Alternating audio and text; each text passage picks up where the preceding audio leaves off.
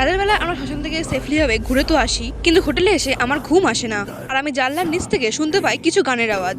রাত তখন প্রায় 1টা থেকে 1:30, আর একটা লোক খুব উচ্চ স্বরে মায়ের নাম ডাক করছিল।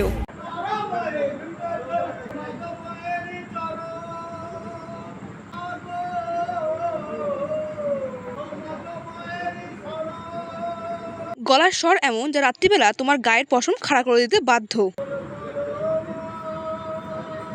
রাত 2টার পর আমি যেমন তেমন হয়ে ঘুমিয়ে তো যাই, কিন্তু ঘুম ভাঙে আমার খুব ভোরবেলাতে।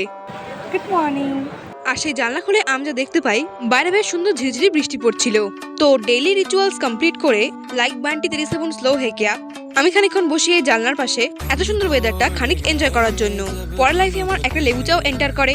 বাই দ্য ওয়ে, তো এটাই ছিল আমার ডেইলি লাইফ থেকে একটু হালকা পাতলা ভাবে ছুটি। আজকে আমাদের আবার রিটার্ন যাওয়ার ট্রেন আছে, তো আজকের মতো আমি আসি। তোমাদের সঙ্গে দেখা হচ্ছে আবার আমার সেই ওল্ড ভিসিবিটি লাইফে। টাটা, বাই বাই, আবার জন্য দেখা